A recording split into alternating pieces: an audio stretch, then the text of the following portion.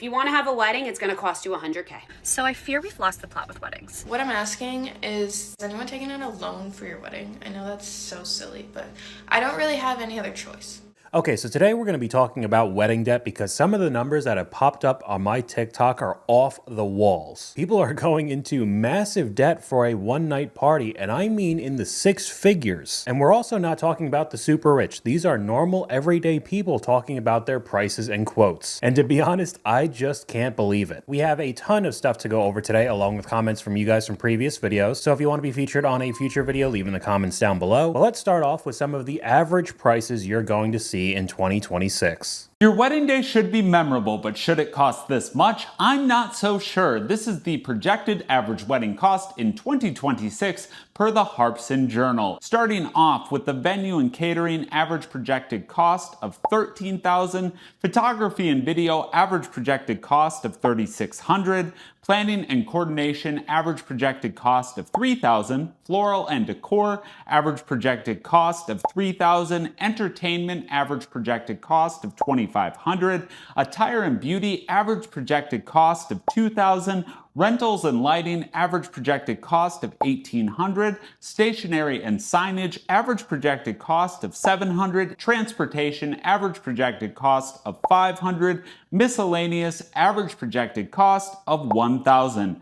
Total average projected cost for a wedding in 2026, $31,000. Okay, so we've looked at this user a couple times. He always cuts off the end of his video. I'm pretty sure it's to increase watch time, but the average total cost is $31,100, which if you think that's a lot of money, you've seen nothing compared to what we're going to look at in this video. This is going to be pretty rough, but we'll go over to a question that I asked you guys in an older video. Have you gone into debt because of a wedding? And the overwhelming response from you guys was no, that's ludicrous. However, there were a couple examples here. We should have eloped and just had a courthouse wedding, took out a $29,000 loan in January 2022, and have been paying it down to $10,000 remaining on it today. I had a beautiful wedding, but it was so expensive, around $35,000. We're going to be paying this back through December of 2026. It's a huge monthly payment, $550 a month, and not worth it. Would have rather invested that money into our retirement accounts. My brother went $50,000+ into debt to have a wedding at Disney, and he makes about $70,000 a year. Those Disney adults, man, we've gone over before. They spend an absolutely insane amount of money. But we'll move on to a clip with another example of somebody taking out a loan for one of these weddings. My view is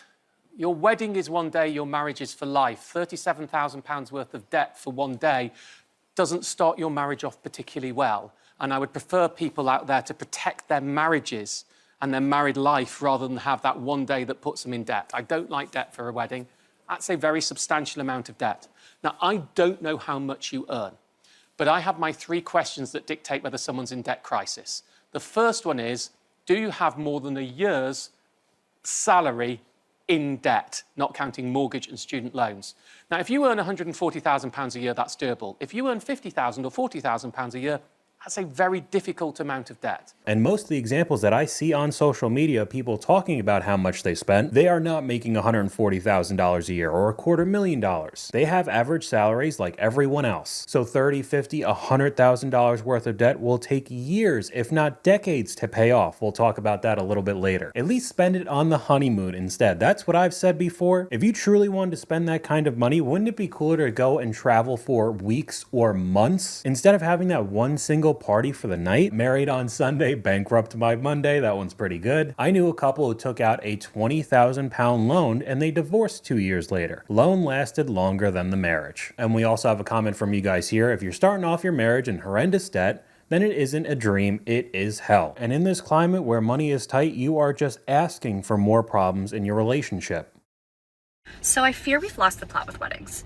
Somewhere along the way, they've stopped being about just celebrating two people in love, and they've become these full-blown productions, what feel like performances for 200+ people and the entire internet. I'm sorry, but the wedding that you are planning should be about you and your partner only. Period. Not about your great aunt who thinks you should be serving chicken and steak instead of pizza. Not about your coworkers who you barely know, and definitely not about TikTok and Instagram. Social media has completely skewed our expectations around weddings. We are now planning for the masses. We're planning for content creation, for the opinions of other people, and I'm guilty of this. I had a full-blown meltdown this week about whether or not people would think our wedding invitations were cute or not. It's really amazing how much social media has influenced our life, and I know that's rich coming from you guys on a social media platform right now. But not only are you pressured to spend a ton of money for your friends and family who attend the wedding, but then you need professional level photography, videography, basically on the level of content creation just to get some likes on Facebook and Instagram. So imagine what that's going to cost on top of everything else. We could go over to the comment section. I feel like a lot of people want to have a wedding, not a marriage. Some are okay with getting into 5 or 6 figures worth of debt just for that attention online. But it's not like that'll last forever. Maybe a week's worth of likes and engagement, but just like everything else on the internet, people stop caring and move on. Now we could get into the prices and the quotes people have gotten. We looked at one wedding venue that started at $40,000. That only included the venue, chairs for the reception, ceremony, flowers, and decorating. Did not include catering, alcohol, DJ, or photographer. Truly insane that they could charge $40,000 just to use a building for one day. And this experience is not an outlier whatsoever. Please make me feel better. How much did you spend on your wedding? What's considered a lot? I live in South Florida. I know prices are a little more expensive here.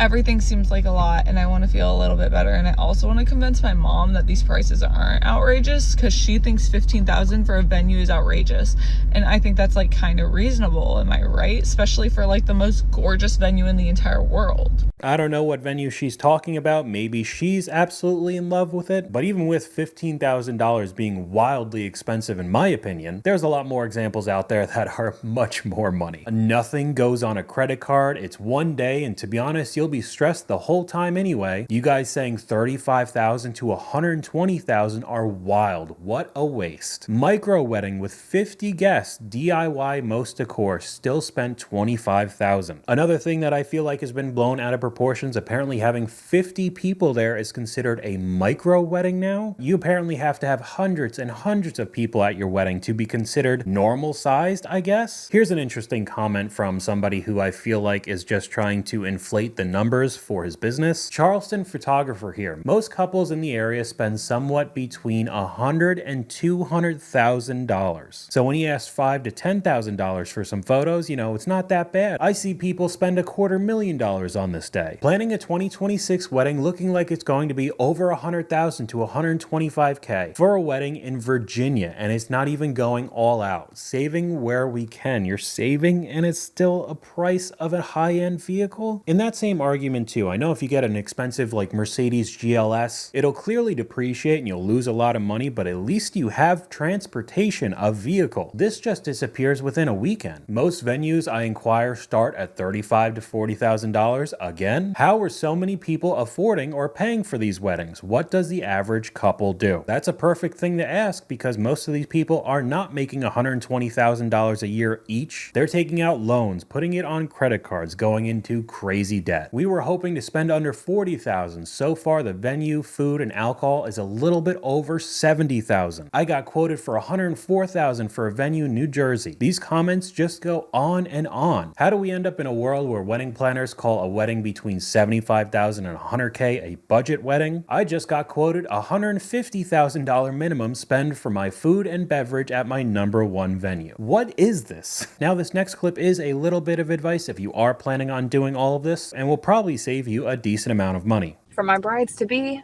this is just a small reminder. When you are booking things for your wedding, you never tell them it's for a wedding.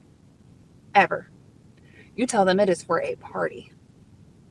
Do not put the word wedding. You're automatically going to add $1,000 to your tab. I'd probably venture to guess that it would be more than $1,000 added. As soon as the catering company hears it's for a wedding, oh, they're going to jack up their prices. That's what everybody does, because it's widely known that people spend way too much money on this day. I mean, here's a perfect example. If you're looking for me on August 23rd, don't. $14,000 owed to a florist, $13,000 owed to a photographer, $11,200, $7,500, and $27,000 owed to a venue. All of this to be paid for on on one single day. That is brutal. What type of pictures are they taking for $13,000? Everyone's concerned about the florals. I'm wondering what photographer you're getting for 13 grand. I had a heart attack at that $14,000 florals. Is Jesus himself providing the food? I mean, for the price, man, he better be. It's actually not worth it, and the creator responds, please don't tell me this. A little too late. Tell me the most unhinged thing you spent money for on your wedding. We spent $3,000 on McDonald's as an after-party snack for our guests. $25,000 in cancellation fees when we split 2 months before. That money evaporated. $6,000 on all-film black and white unlimited photo booth for party favors. It is a good idea, but for $6,000? Didn't have a wedding. Instead, my parents paid for our down payment on a house. Best decision ever. I agree with that. That puts you way farther ahead financially compared to most people out there today. Got married outside, refused to have porta potties, so I spent $3,000 for a trailer bathroom that had stall sinks and lights. Bougie porta potties, if you will, for $3 grand. Almost $1,000 to release butterflies during our ceremony. Finding out my husband has a fear of them day of was fun. Alright then. Is this more common than I thought? $700 on McDonald's cheeseburgers for our post-wedding snack. I've legitimately never heard of this before, and now I've seen comments almost back to back. I spent $10,000 on renting flatware because I didn't like the venue's forks. 10 grand, 5 figures for that. I just got quoted $50,000 for just a wedding tent. Just the tent. I just got a catering quote for my wedding for a buffet for $200 to $225 per person. I'm sorry, $225 per person for it to look like a golden corral? This is why your small business stays small, because you're charging way more, 3 times more than what I would pay at a freaking Longhorn for a steak, 2 sides, a salad, and a dessert. Now we go over to the comment section. Same person who's planning a wedding while being $200,000 in debt, by the way. The creator responds, am I not allowed to get married just because I choose to pursue a career in healthcare? So what that probably means is she racked up $200,000 worth of student loan debt, maybe a little bit less because I've also seen experiences of people racking up credit card debt while they're in school because it's very demanding. They can't really have a part-time job and you still need to survive. But there is another reply. You're the one putting it out on the internet. I think it's amazing that you're getting married, but you were just complaining on an older video, I'm guessing, about how you're in so much debt. I don't know. Doesn't sound like the best financial decision, but best of luck. And especially now when there's no pause on paying back student loans, they'll garnish your wages, they will go after you. It just puts a lot more stress on your life on top of all the wedding costs. We have a comment from you guys right here. I got married at the courthouse and we used a friend's cafe for the function afterwards. The whole thing cost about $2,000. It still probably was a very good time at a fraction of the cost, but again, when we're in the day of social media, everything needs to be bigger and better than anybody else you've seen online, and that also includes the engagement ring. Forget big weddings, now it's the proposal that's breaking the bank. Couples are dropping serious cash just to pop the question, with some proposals now costing more than the honeymoon or even the ceremony itself. According to the New York Post, one man spent over $14,000, including a private rooftop setup. Another couple flew to Portugal, shelled out $17,000, complete with designer watches, drone footage, a luxury hotel. Experts say it's all about the wow moment, and the Instagram likes to prove it and is being driven by influencers. So what do you think about the pricey trend? Let us know. This is just getting worse and worse, because no matter how many times I say and show you examples that most of the influencers and people you see on social media are just straight up lying to you about their lifestyle, it doesn't change the fact that some people still want to replicate it. Now, I personally don't think it's a good idea to have a super expensive large engagement ring, even if you are genuinely super wealthy, but we'll just run this clip before I talk about it a little bit more, because I think this is a perfect example. I am literally sick to my stomach. I was just about to go to bed and I got an email from my wedding venue that my fiance and I just booked today, so I thought I would read it. You want to know how much weddings cost? Let me just not even. They sent me basically like a what to expect budget wise, and I like jaws on the floor. Catering, full service catering is around $50 to $120 per person. So with 80 guests, expect and budget for $5,500 to $7,000. Early career photographers generally start around $3,000. However, what's showcased on our website is around $4,000 to $9,000. Quality DJs start at about $1,000. Most of our couples end up in the $2,000 to $3,500 range.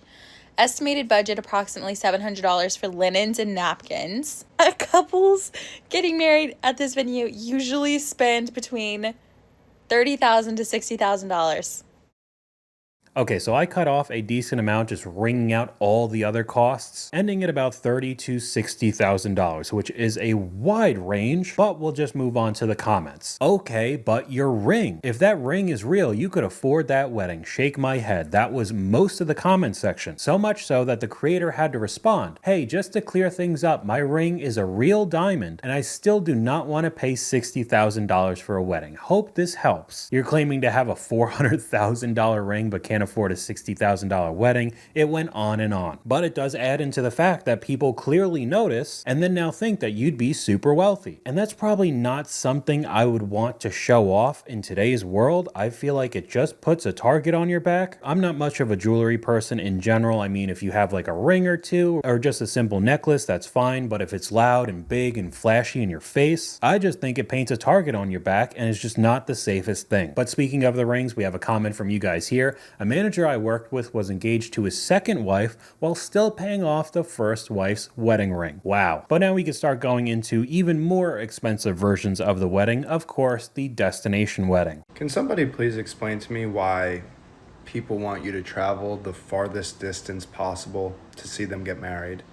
Why they expect you to take all your days off to see two people who live 10 minutes from you get married in a place that costs you $5,000.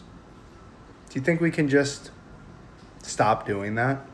And that's kind of on the cheaper side compared to some of the experiences that I remember watching. One woman was thinking about taking out a loan for $9,000 because of the destination wedding. It's not like everybody's flush with cash right now. I agree, weddings used to be about family and friends, modest, sweet, and sacred. Now it's an expensive production. Pass. And here we go. We got an example right here. How much we paid for our Italy wedding. The venue was $11,000. It was on a weekday, so it saved us money. The welcome party was another $10,000, almost as much as the entire venue. Catering, $35,000 for 100 guests, $350 a plate. Music and lighting, $11 grand. Floral and decor, $9,200. Transportation, $4,300. The gown was $6,500. Alterations was another $13,000, and jewelry was $600. Photography, $6,500. Videography, $4,200. That I guess was a friend's discount, and a content creator there, another friend discount, being another $4,500. You're talking about around 15 grand just for that alone. Hair and makeup, another $1,200, and fireworks being $4,600. And that's a grand total of $109,900, not including all of the guests that had to travel there as well. But talking about the photographers and videographers there, we have a clip up on screen. Merry Christmas Eve to all that celebrate except my wedding photographer, who still hasn't provided a photo from my August wedding. As a photographer, I could confidently say, sue them, as long as your contract didn't state that they take over 4 months to get the photos. I never got any and got married 6 years ago. I joke sometimes that we should just get married again and hire someone more reliable so they just ghosted them. I haven't gotten any either from an August bride as well. Imagine paying $5,000, $10,000, $15,000 and you just don't end up getting photos at all. The whole wedding industry is becoming such a scam. Hi, I'm a 2026 bride that got engaged in July, and it is now almost January. And let me tell you about what we have booked. Wait for it. Nothing. I don't have money to put down a deposit on anything right now because we did just buy a foreclosure and spent all of our money getting it in here. All I have is hypothetical plans. I have a hypothetical photographer, videographer, venue, but that's as far as I've gotten because we have no money. What I'm asking is anyone taking out a loan for your wedding? I know that's so silly, but I don't really have any other choice. Because unless something crazy happens, I don't see myself somehow getting 30 grand in the next few months. There is absolutely no other choice but to take out a loan. I guess delaying the wedding is just completely out of the question, even though you guys ended up buying a house, which puts you way farther ahead than most people today. That, of course, is not cheap to maintain and all the bills, but you're going to add on a $30,000 high interest loan to get married as well. What could go wrong? Can you believe the audacity of the internet in telling me that I can either have a wedding for one night or buy a house in 48 states? The internet is speaking the truth. Have a smaller wedding. Weddings don't have to be expensive. Brides believe they need an over-the-top celebration that costs 50 grand. Well, now in today's world, double it. If you want to have a wedding, it's going to cost you 100K. I'm 2 months into wedding planning, and I'm going to share some of the rates that I've been quoted so you can properly plan or decide to elope. Starting with venues, and we're talking like full service venues, so food and bev are included. The lowest quote that we've received was 45K. That means you're looking at an average of $225 to like about $350 per person. We were actually quoted $650 per person at one venue, and I was like, thanks, goodbye. You will also typically see about a $2 to $3K additional charge if you want to have a ceremony on site. Then for videographer, photographer, you're looking at about $5 to $10K each. Bands have started to quote us at about $16K to $20K, and DJs started to quote us at about $6 to $10K. When it comes to florals, I want to vom. For like a typical standard wedding, you're going to be spending about $8K as a starting price. Wedding dresses, you're going to start at about like $3K, and then you can go anywhere up to like $15K for those designer looks. Veils typically start at about $750. Oh, and boleros, a minimum of $1K. Then you have alterations, that starts at about $1K. And then you have hair and makeup. For the bride, that's gonna start at about $600. I was actually quoted $2,500 for my makeup, just my makeup.